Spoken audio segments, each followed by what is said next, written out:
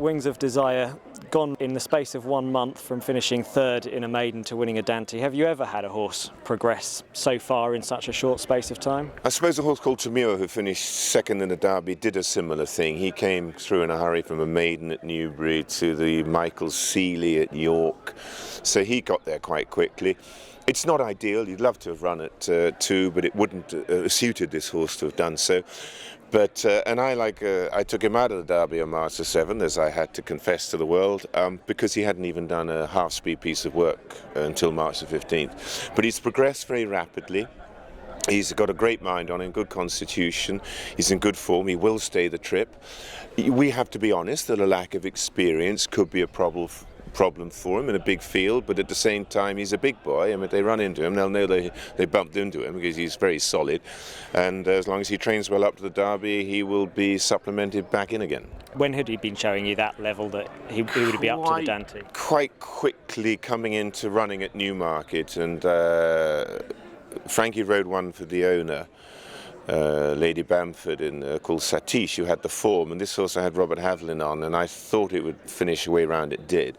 And Robert said, look, he just got the idea the last furlong he was flying. So we then, 10 days later, the horse just had a piece of work, in effect, at Newmarket. He was just coming out their first race, and then he went and won 12 furlongs, round 3 bends, left-handed, all helps at Wolverhampton. Did that well, and then he progressed immediately in his next piece of work, and he was sort of getting the idea of racing fast. And he went and won his Dantes. So once he won his Dante, he's pointing to the Derby.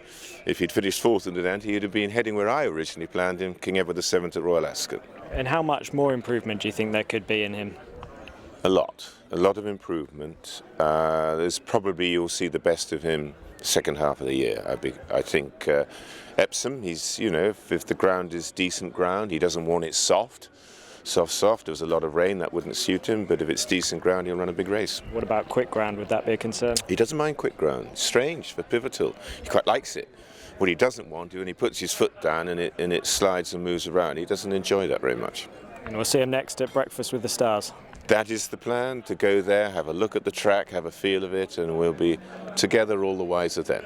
So it's more than just a day out for him, it's a proper workout he'll have. It's an important part of his education, and the race is really hotting up. There's a lot of horses coming in from different angles. I think it'll be a very good, very exciting Derby. You've got fabulous sponsors, and they deserve it. They'll be coming from England, Ireland, France, and people supplementing, and it's going to be a proper Derby.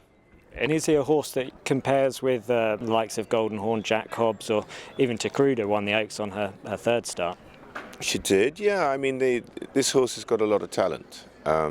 Obviously, in that race, you do need what I said, that tactical speed, that outside ability, but he's learning very fast, and he doesn't mind about anything. As long as he's allowed all his feed, he's happy.